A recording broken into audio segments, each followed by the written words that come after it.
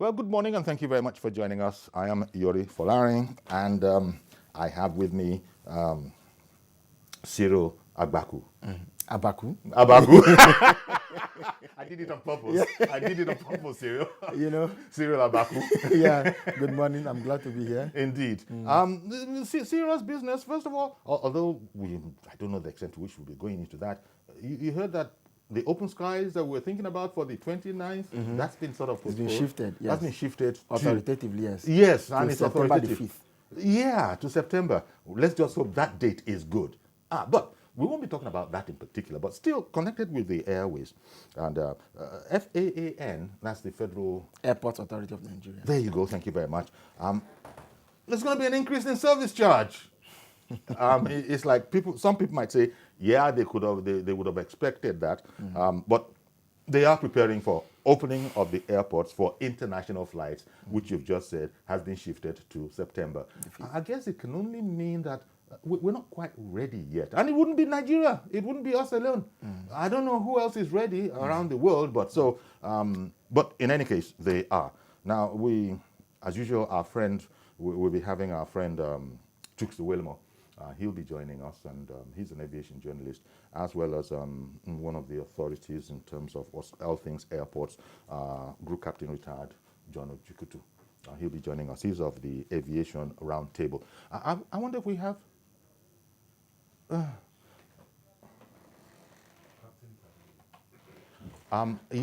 do we have a report first to sort of give us some sort of a background? Let's see. Service charge payable by air travelers was last increased in 2011. The airport authorities now say the existing amount is no more realistic for reasons including inflation, exchange rate, and a 40% increase in deductions by government from next year. In line with the updates. The agency says it is concerned about the economic situation occasioned by COVID-19, but the hike is necessary. The current PSC charge of 1,000 effective from 2011 because of all this consideration is no longer realistic, as it does not correlate with the realities of cost-related inflation rate. Besides, FAN until late 2019 was collecting the Naira equivalent of PSC at an official rate of 305 to $1, when airlines were collecting at the subsystem market rate of 362.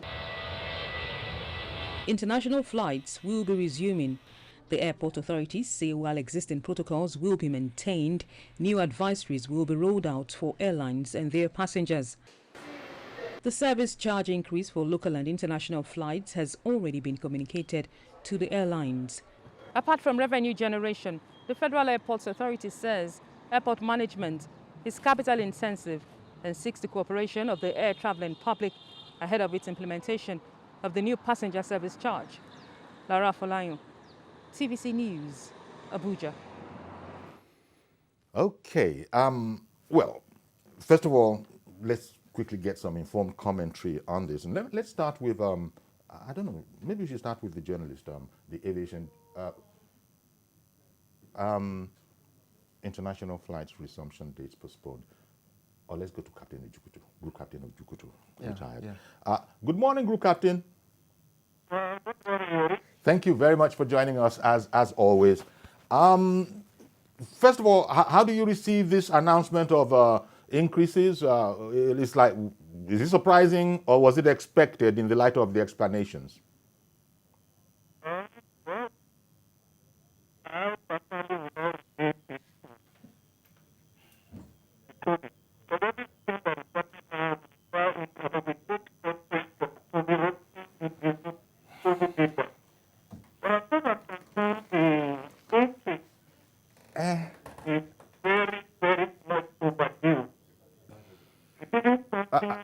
I'm sorry, Group Captain, I'm sorry, we're going to fix the audio. It's not all it should be. We're going to fix that. We are fearful that people might not be able to hear you as clearly as they used to. We'll come back to you. We'll come back to you, Group Captain. We'll come back to you. Well, I hope it's not going to be one of those days. Sometimes it just goes like a dream, you know. And sometimes there are challenges that have to be addressed. So we're going to fix the quality of that audio so that we can hear indeed what the gentleman at the other end of the phone is saying. But in the meantime, I did say we had Chooks to Wilma as well. Maybe we can go to Chooks. Actually, that is something that we'll be able to do in time. So it's like when you look at the explanations that have been given, you know, first of all, a general increase in prices around the world, which does not exclude all things aviation. Well, to that extent. No, you know, when even when domestic flights were to take off, there was about 40% increase in fares and so on. So, like the man said in the report, it is a cost-related inflation. Indeed. I understand the group captain is back. Hello, Group C. I'm hearing you. Aha, lovely. I think it's Very better now. So, could you start again, please, when I had asked if it was to be expected in the light of the explanations? Well, the explanation that Fan gave might be right to some extent. But like I was saying, the increase has long been overdue, long before we found ourselves under the situation with COVID has brought us into. 1,000 naira is what we are paying, and it's going to be increased to 2,000 naira. 1,000 naira is just about $2.5. 2,000 naira is just about $5,000. And I said we have to find a way to compare. No, 2,000 naira is not $5,000, so I wish. It's about $5. Yeah, well, you put $1,000, $5. sir. You put $1,000. It was a slip of tongue. 2,000 is just about $5. Okay, But that okay. is not what you pay in England, in Heathrow. Okay. The least in Europe is $11. The least in Europe is about $11. So sometimes when I hear all this type of thing, we don't have the GDP cannot make it up and everything.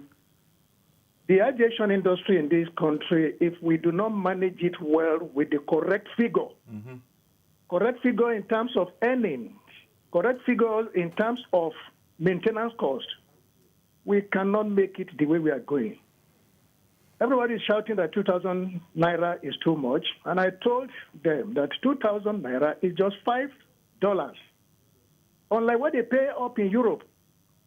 IATA will come here and tell us we charge too much. And I've always said, let us compare what they are paying here with what they are paying there. Sure. But how, do you have any idea of how we were making it work before? Government has always been putting its money into aviation. Government has always, right now, if you ask those who are collecting all this revenue themselves, they do not know how much money they are making. They do not know how much money they are putting into it, because always when they run into trouble, airlines are not paying what they are supposed to pay, although some of them are owing. Okay. They go cap in hand to government. Government will look for money, left, right, center, put it into their hands to do this. And that's why government itself has come out that there is no money. The 25% you are giving us now, we probably have to be asking you for 40%. So we need to sit down and find out, like I said, how much money, even on that 1,000 naira, calculate the number of passengers. How much money are you making? So effectively, government was subsidizing, as it were. Government has always been subsidizing. Okay. Government has always been subsidizing with so many things, even under the condition we have now.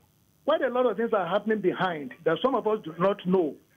A lot of things are happening behind that, in spite of everything, just for us to be among contemporary nations. And that is why we want to even open earlier than other people are opening. And at the end of the day, we just discovered now that the number of airlines we are expecting are not going to, we cannot make it. Exactly. So that's we have to move it forward so that we can meet up with other, contemporary airlines from Europe. Europe will not going to open until middle September.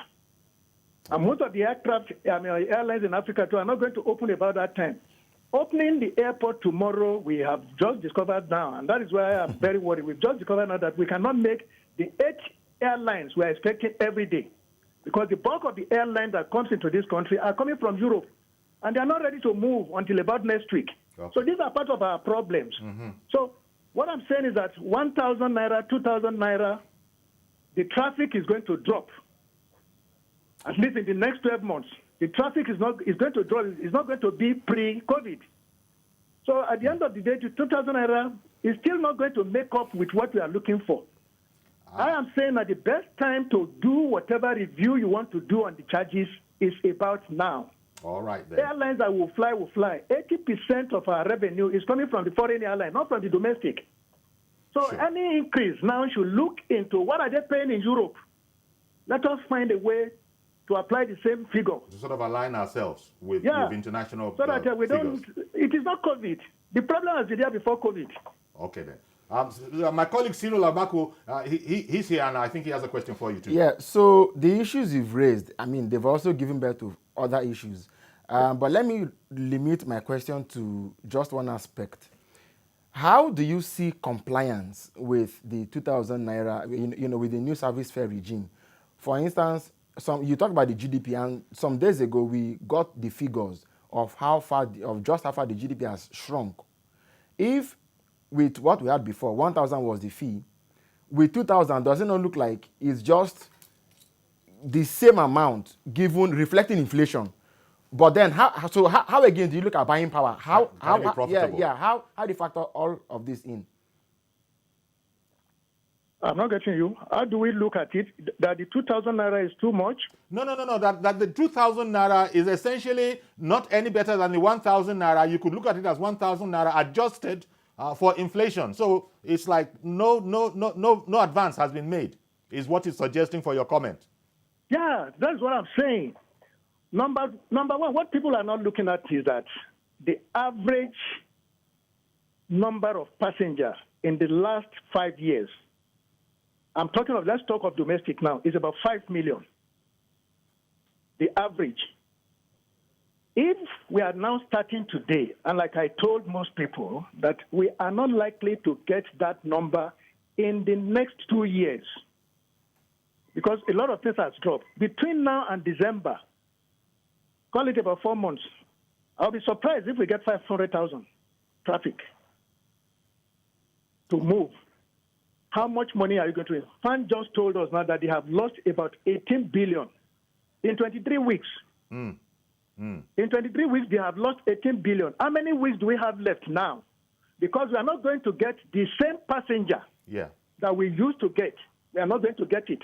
It will take a very long time for us to get pre-COVID number of passengers. So where is the money going to come from? What I'm saying is that even before COVID, the money we are charging is very low. The money we are charging for domestic is very low. I would have thought that by last year we'll have gone to about $10. Okay. That's about $3,500 to about $5,000. I mean 5,000 naira. Because you said that Heathrow, for example, is $11. That's the minimum in Europe. The minimum in Europe, not just Heathrow. That's the minimum in Europe. But I don't know, is it relevant about the services obtainable here when you compare it also with the services obtainable in those airports and that prices are sort of reflective?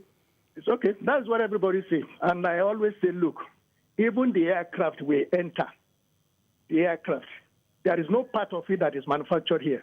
Everything is offshore, including fuel.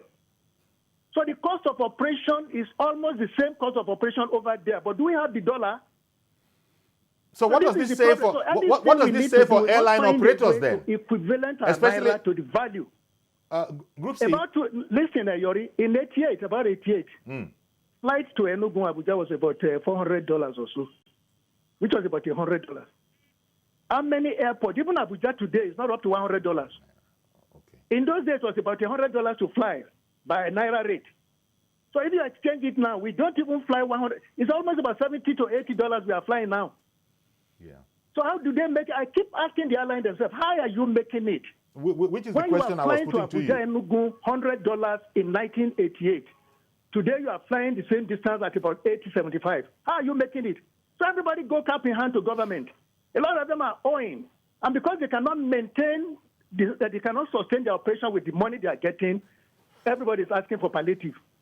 Yeah. So we need to see, I keep saying, we need to sit down, what is the value of the job we are doing compared to what we are earning? So this is where the problem is. FAN is collecting 2,000, and I told them 2,000 naira is not going to make it because the passenger has dropped, and it will drop for the next 12 months. Yeah. So what are you collecting? You've actually just answered the question I had on my mind, which is what do you think this is doing to airline operators themselves. You've actually just said that The you yourself, you're at a airlines loss. have to sit down. Going to Abuja, must I go to Abuja less than $100? The answer is no. And I keep saying, every place you go that is about 50 to 1 hour, don't collect less than $100. Exchange it. Yeah. Then you are getting the value. That's the only way you can sustain your operation. Yeah, sir, but I fear that, dealing with an issue of this kind in Nigeria, given our experience and history, may not just go away by raising fares or raising or, increasing charges and thinking that once you did that, the thing, it's going to be a magic one that drives away the problem overnight. What do you think? Look, we do not have the capacity to do what we are doing. And because we do not have the capacity to sustain it, that is why we dabble into other sources of revenue to sustain the airline operation in Nigeria. Those who have money in their hands, who should be sitting in the first class in all these aircraft now, are chartering aircraft for $5 million from here to Abuja. Sit down. We have 200 million people, or 180, let's put it that way. What is the percentage of people that are traveling by air? What is the percentage? I told you 5 million. Out of that 5 million, you are going to get about 3 to 4 million that are regular travelers, the same passenger. The same passenger. Yeah, but Group There are Captain, going to be people that will travel to Abuja about 10, 20 times in a year. Yeah. And that 20 times is only for one person. Pick it out from the 5 million. And there are so many people like that. So the issue is that we need to sit down and look at this market properly and compare it to other people. We have problem in Africa. Okay, then. Well, the resources are not there for us to do most of the things we are doing. All right, Group Captain. If I sit down here and tell you the revenue that should be coming in, even now before the concession to farm, you'll be shocked that we are not getting the real money because people are not paying what they are supposed to pay. But for the international carrier, this industry will be on the floor because they contribute minimum. I said 80% the other time. Somebody said 90%. Minimum 80% to our commercial earning in aviation. Thank you very much, Group Captain Ejukutu. Really appreciate your coming on and throwing some light on this subject from your experienced perspective. Group Captain John Ejukutu, retired of the Aviation Roundtable. It's a bit worrying. We had a time limit, and so I wonder what he meant when he said that we simply don't have the capacity for what we are doing. You mean having these air carriers, having these, these planes, these airlines, that we have these private airlines, domestic airlines. I think that's what he was suggesting that we hardly have the capacity for it to do it efficiently. No, he had... Mazi Okafo, Mazi Okoroafo. Good morning, sir. Okoroafo. Good morning. I've adjusted it. Good morning. Good morning, Mr. Cyril. Good morning to you, sir. In 2,000 naira, to me, like what the man just said, it's an ideal fit because let's go economically or go into business issue. Wait, you said it is ideal. You said it is ideal. The market round, the man said it's not ideal. Of maize is above 300 naira. If we locally manufactured rice in Nigeria that is supposed to be at 10,000, it's over, how would I call it that? It's around 18 to 20,000 naira. That is made in Nigeria. Now, if made in Nigeria rice, it's around 20,000 from 18. So, if you are going to enter aircraft, like myself, I prefer entering aircraft too because traveling from Anusuku to Abuja at least takes up to 6 or 7 hours. If you enter aircraft from Akwa Ibom to this, within 1 hour, Mazi, whereas your rice is produced locally, everything about the aircraft you prefer is international. Yes. Now, if I agree that everything produced in our aircraft is international, everything is foreign. That is, and I told you that for Nigeria, we should at least all these engineering schools we have, does it mean Nigeria cannot sit down and try producing some of this equipment or some of these parts in Nigeria? We can discuss that. That's a different subject, Mazi. We now import human beings, we now import them. But we carry our knowledge outside Nigeria and do what? All right. And a party, at least you saw in a Canadian government, giving a Nigerian, chief judge of that country. You see our knowledge going there. Now, what does it take Nigeria to be having that knowledge here? No, You see, okay, we have he's talking about talented men. But the Mr. need You just want me to fight. for us to look The in thing more is this. okay. International. Thank you very much for calling in, Matt. But it bears reminding that from what the group captain said, without government subsidy, perhaps the flying public will even be slashed by half or more. That is well, And that's what he meant by is we part- don't have the capacity for what thank we are you. doing. That's part of the reason for his saying we don't have the capacity without government, as it were, propping up that whole sector. You could ask the question for what? The other issue that we would have even raised with him was the question of reciprocity. Because if some countries are saying that Nigeria is not certified to land in their space, Yeah. and we reciprocate it, so where are we going to be flying to? Okay. Good morning, Mr. Joshua. Thank you for calling. Okay, Uncle Yori, good morning. Thank you. I think instead of looking at the money thing just in terms of Naira or comparing it to what is charged abroad, I think they should look at service efficiency too. Sometimes it's not about how the amount of money, so to say. What do you do with the money? How do you manage your operations and all that? It should be an issue for consideration. Whether the money is appropriate or not should not be the amount.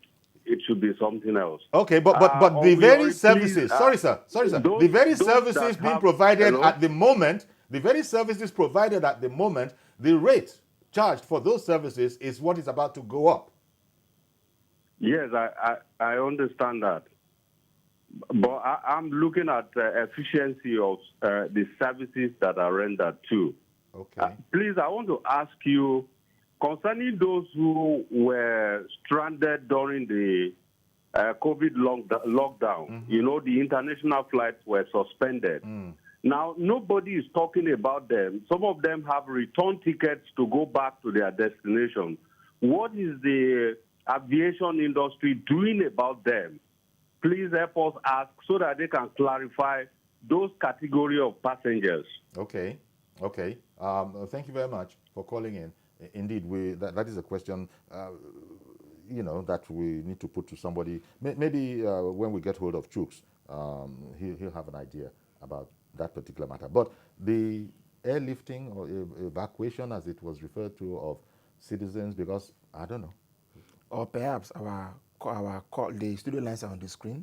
If people from the Ministry of Aviation are watching, they might as well call in to help to answer this question. Indeed, because those people that have a return ticket, well, those will also include some Nigerians that are not necessarily also nationals of somewhere else. Of course, of course, they might just be 100% Nigerian, but spend enough time over there to that kind of a thing. So they might have return tickets. I guess that's the kind of thing that he's asking about. Say, where do we go with all of those kind of people?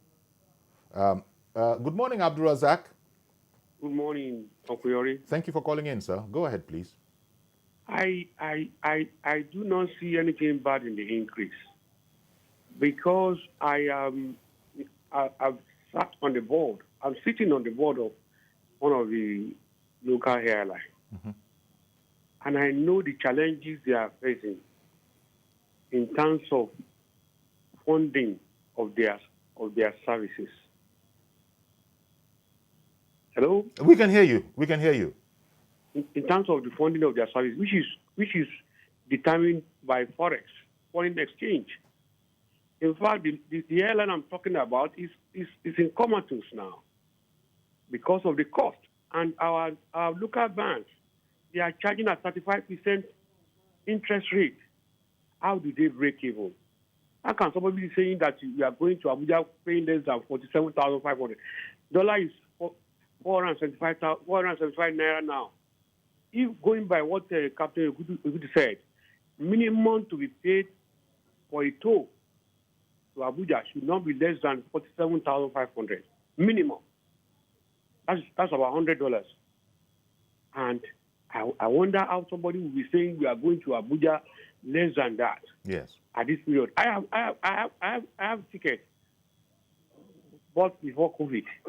and I know I'm going to add money to it. I'm planning to go to Abuja. We should face the reality. The airline business is not a money spinning machine. The margin profit on it cannot be more than 6%. And look at our interest rate at 35%. So if we want an efficient service, we are not producing aircraft, we are not producing parts. Even the service maintenance is not being done here. How do you, everything are denominated in dollars? Let us face reality. If the passengers want good services, we must be prepared to pay for it. I know it's not easy, but that is just reality. They must break even.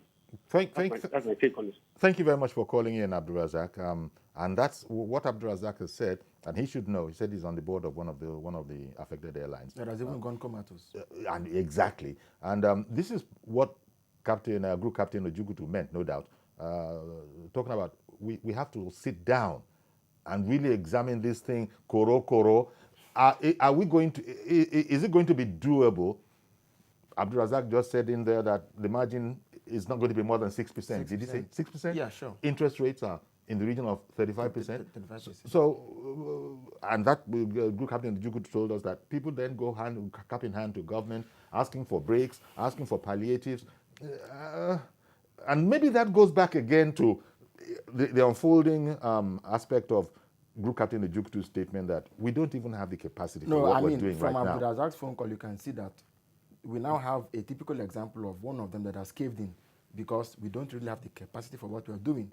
I would think that, some of these issues that Mazi Okorafor also raised should not be, we shouldn't look at it as one huge mountain that cannot be surmounted. What can we do in the long term? Obviously, we can't look for a quick fix, but what can we do in the long term? Let's take Prince. Prince in Port Harcourt also wants to join the conversation. Good morning, Prince. Yeah, good morning. Thank you for calling in. Yeah, Chris, I beg your pardon, not Prince. Chris.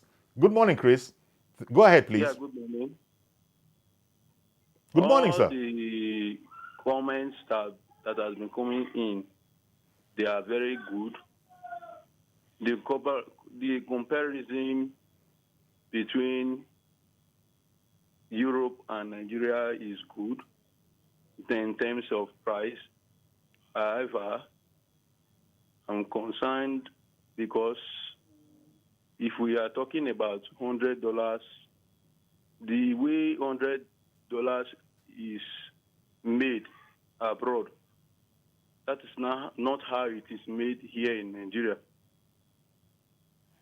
So that should be put in mind before you benchmark the price of fares in Nigeria with Europe or America.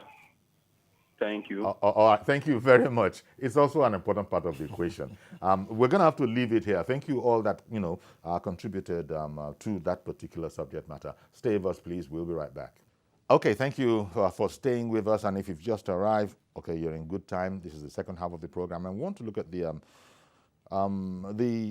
development agenda for Western Nigeria. Well, actually, I should rephrase that. We have as our guest this time Mr. Seye Oyeleye, who is the Director General of DAWN Commission, Development Agenda for Western Nigeria Commission. And why Mr. Ogunleye comes into the matter, of course, is because he's a key player in the whole security of Western Nigeria, among other things. And this is, when you talk security in these modern times, we're talking about Amotekun, which has been explained by the likes of Mr. Oyeleye himself and even governors, that Amotekun is essentially a community policing outfit. Now, the president, no less, has released a statement, as it were, on community policing. And so, first of all, I want to ask, and thank you very much, Mr. Oyeleye, for making time. Good morning to you, sir.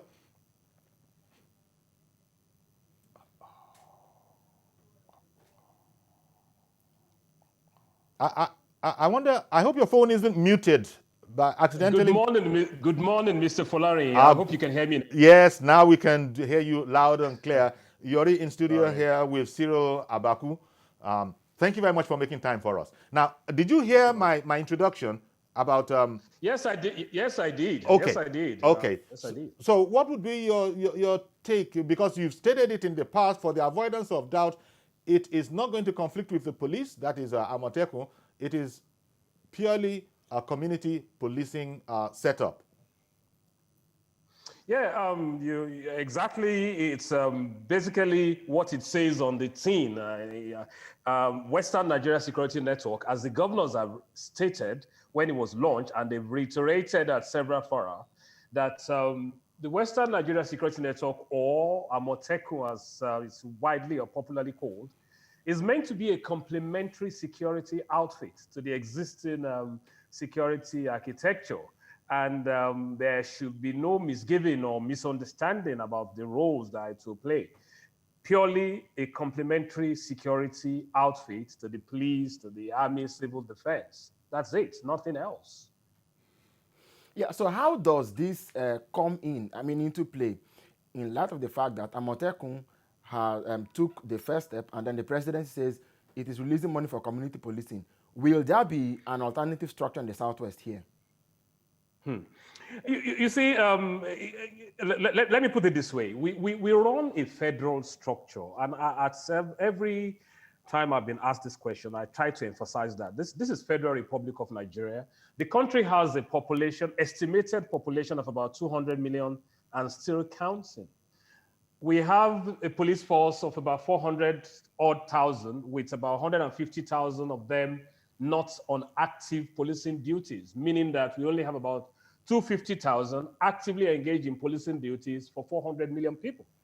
So if the Western Nigeria governors, in their wisdom, felt that let's have a security outfit that can complement the efforts of the police, and then the federal government comes up with community policing as another level of police. Look, you see, let me use the example of United States of America. They have over 15,000 different police structures.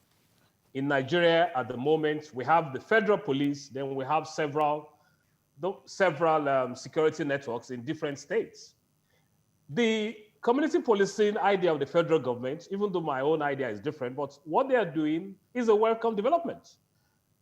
Different levels and different layers of policing is welcome for a country of 200 million people.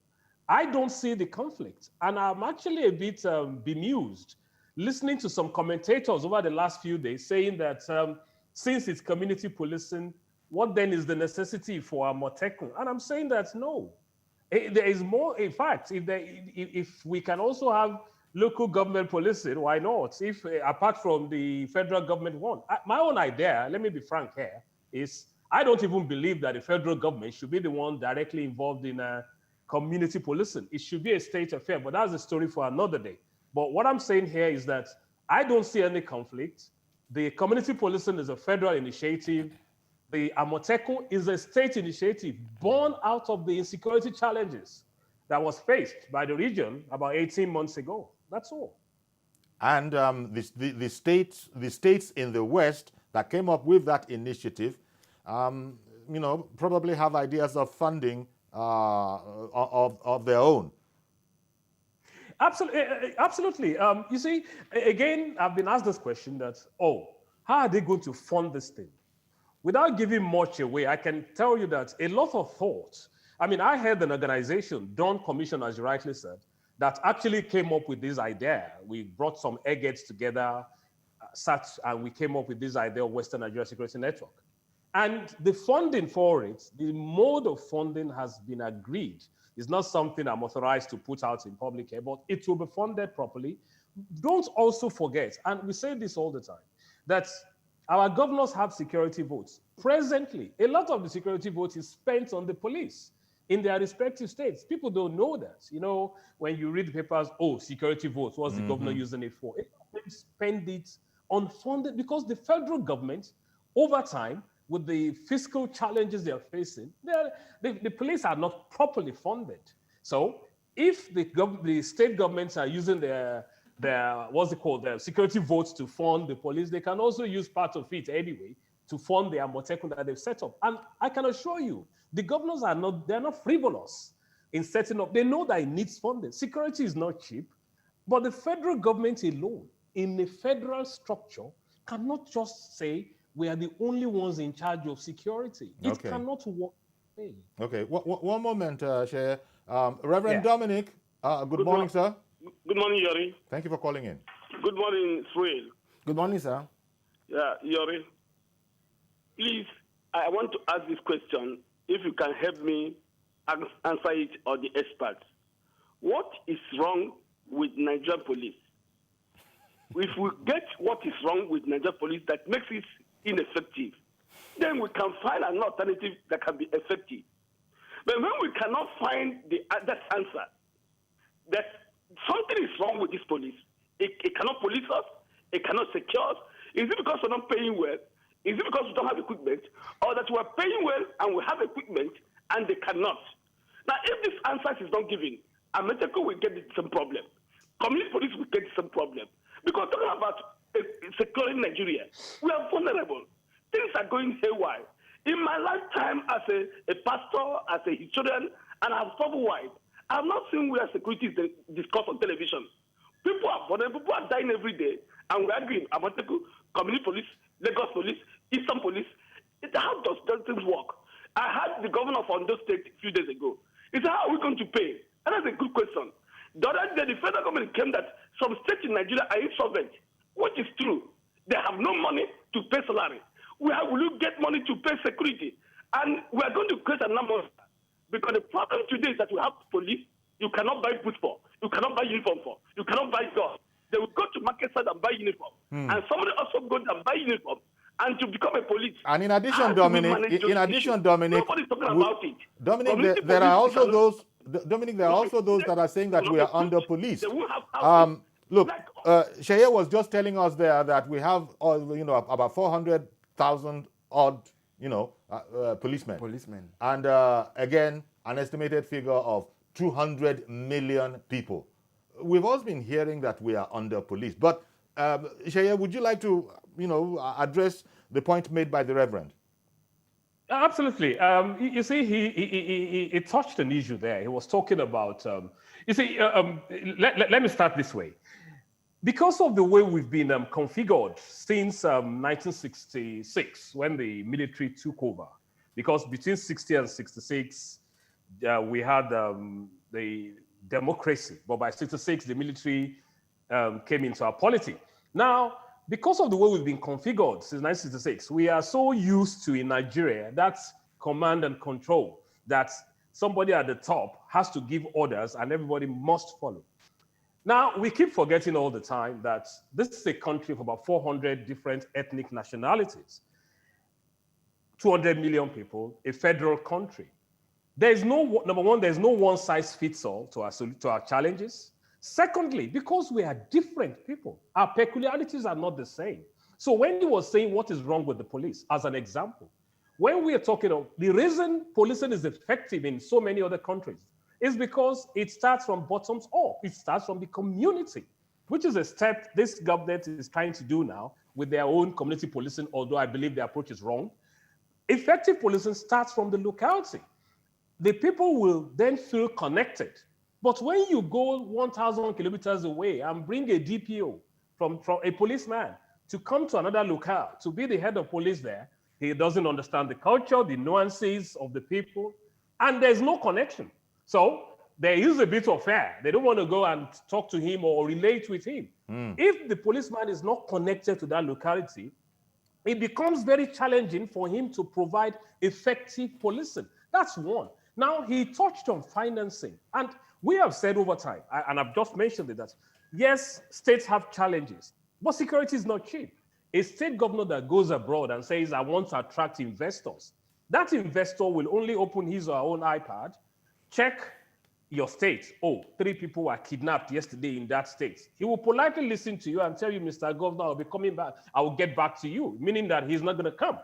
But the money invested on security is not lost money. Moreover, what we are also pushing for, and again, I'm glad the Senate is trying to revisit that in calling for memoranda when they're now saying they want to review the Constitution, is that the fiscal arrangement itself must be reviewed.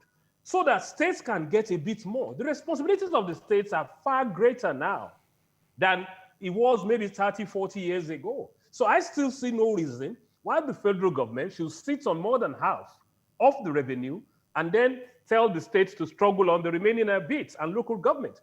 So if a bit of the federal revenue allocation is allocated to the states, I don't see any reason why they can't effectively fund security. But as it is now, using the Western Nigerian example, the states are committed to it. They know they have to fund it. They're not going to send boys and girls out there and then underfund them. No, they will do that. But on the long run, we will push that the federal allocation can also be reduced and transferred to the states. And as I said earlier on, the funding arrangement it's actually been agreed. But as I said, it's not something I'm authorized to put out here. At the moment. Okay. Yeah, so besides... At the moment, yeah. Oh, yeah, okay, fine. So besides the question of funding, I just want to paint a scenario so that you can, address some of the issues that come to my mind now. Yeah. So let's take a hypothetical village, a community where you have Amotekun and you have federally controlled community policing personnel. Wouldn't that render Amotekun potentially nominal instead of being really functional? I mean, if there was something to, if something came up, federal power will always sort of, take the lion's share or take over whatever the state is doing. How do you react to this? Well, again, my answer is simple. When Amotekun, the Western Nigerian Security Network, was formed, the idea, again, as I said, is to tap into the locality, recruit the people. The same thing with community policing, with the community police that the federal government is trying to create. But the way we are configured, I mean, I can tell you for free that in this region, I want to believe that when it goes fully operational, there shouldn't be a conflict if all of them are from the same community. Don't forget that part in the laws that set up Amotekun in the various states, it stated clearly that if an Amotekun officer as an core member arrests someone, you hand over that person to the police. We are meant to work hand in gloves with the existing security apparatus. And you see, yes, it's the Nigerian thing thinking that one is superior to the other. We will get to a stage where we will understand that we're all working to achieve the same goal. And Indeed. But, it is true that, yes, sir. But Sheye, I wonder what your thoughts are, because you've been in the thick of this. As you said, Dawn itself initiated this idea, came up with this idea that was then worked on by other minds. The federal government coming up at this time with the idea of a police, community policing. They had been quiet all this, well, maybe they had not been as active as this all this while. And then now that Western Nigeria has come up with Dawn, they say, oh, by the way, there's something we can do for policing. Do you feel any sense of some competitive sense in all of this? You see, you've touched on an issue that I was hoping that you would touch on, but you see, but it's. Can you hear me? Yes, we can hear you loud and clear. Okay, you see, it's for over 15, 20 years, I know that there has been this clamor in the country that there has to be community policing, and as you rightly said, there was no movement, there has been no movement from the federal. Suddenly, the Southwest states felt that we needed to do something about securing lives and property of those who live within this space. So whether you are Igbo, Efik, Ibibio, Kanuri, or Ibira, as long as you live within this region, the governor's duty is to protect your life and property. So they came up with this idea of Western Nigeria Security Network. Then suddenly, the federal government woke up one morning and said, hang on, community policing is the order of the day. We need to do it now. And you're now thinking, what is the motive behind it? Can't they liaise with the state governments and say, you know what, we also want to do community policing, but we believe that this thing should be handled by the states. As simple as that. But let me tell you now, once the federal government is saying, we are setting up our own community policing, it becomes, in my own opinion, the challenges facing the Nigerian police at the moment will still face the community policing coming from the federal. It's as simple as that. One moment, please, Sheye. I think Benson has called in from the UK. Good morning, Benson. Okay. Benson? Can you hear us? Good morning, Benson. If you can, go ahead. You're live now. Hello. Okay. Okay, good morning. Hello, Benson. Hello. Yeah, my name is Benson Udewoke. Yeah, I'm calling from London. Okay, quickly go in. Go on. You're live now. Let's hear you, Benson. I think there are technical issues. Oh, dear. Okay, sorry about that, Benson. We'd like to take you, but I don't know if you can hear us or not. We heard you for a bit. Of policing. What? Benson? Yeah. Can you hear us? Benson? Can you hear me, sir? Okay, start again. We can hear you from now. Start, please. Yeah. Go ahead. Yeah. What I'm trying to say is that there's nothing wrong with Nigerian system. I'm saying that there's nothing wrong with Nigerian policing, with Nigerian system of policing. I mean, so what the only thing there is we lack our system of police recruitment is not ideal. It's bad. As soon as we can be able to vet our new police officers coming to be employed, as soon as we can vet them correctly, now we'll be able to as well to identify criminals among the people coming. As soon as that is done, Nigerian policing is the best police ever in the world. All right then. Indeed. Thank you very much. Thank you very much, Benson, for calling in. He relates to the point again that has been made. Shea has made the point.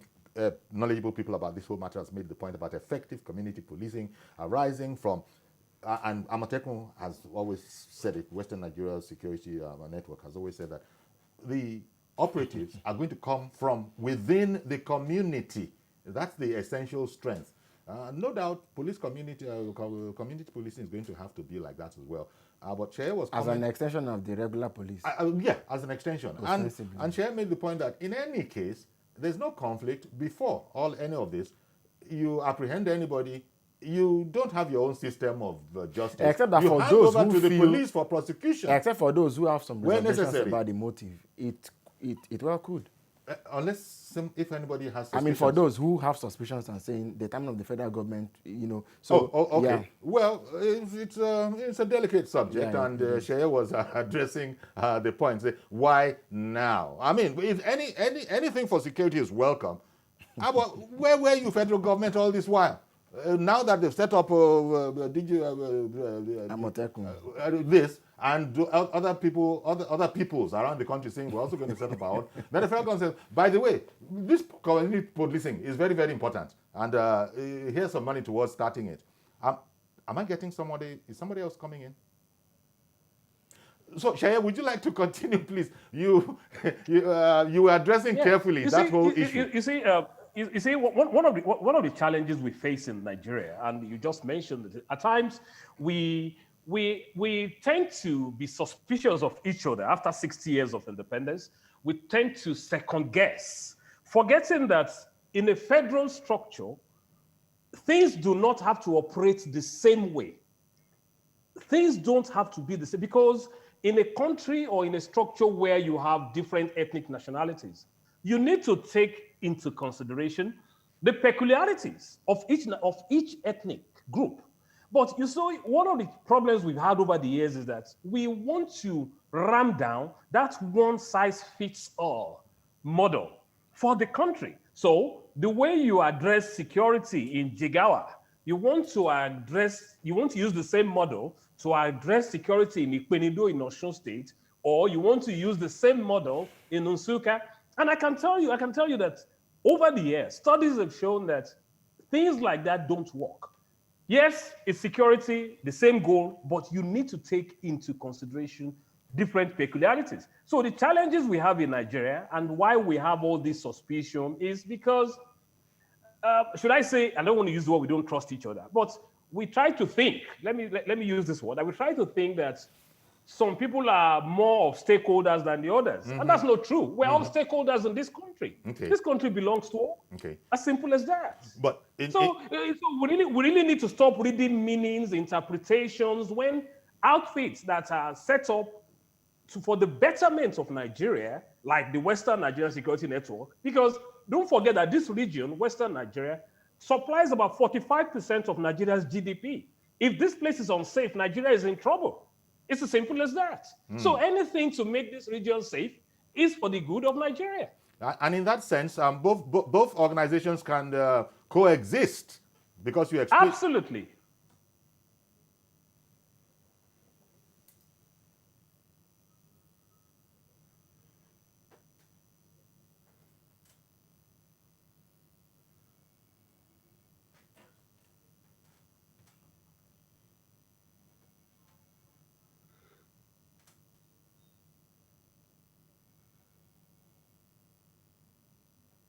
Hello? Hello? Yeah, I'm here. Okay. Well, so essentially, could one say that it's a welcome, it's a welcome initiative. That you can't have too much security, especially in the light of increased crime and banditry.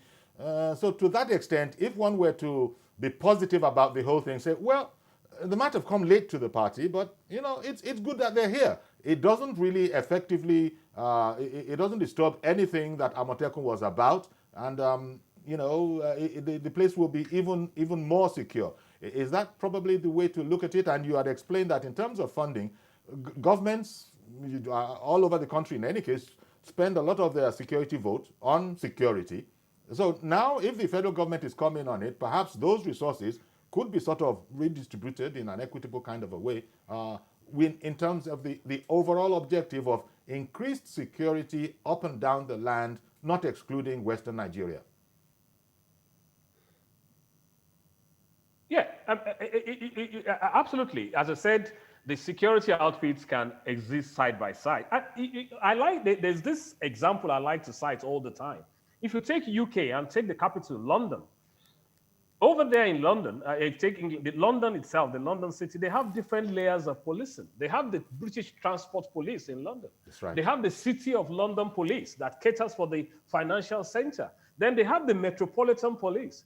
Then just move slightly out of London, the surrounding shires like Essex, they have their own police, Gloucestershire. You see, and that's London and just the surrounding towns and cities with a population of less than 15 million. They have about 6, 7, 8 layers of policing.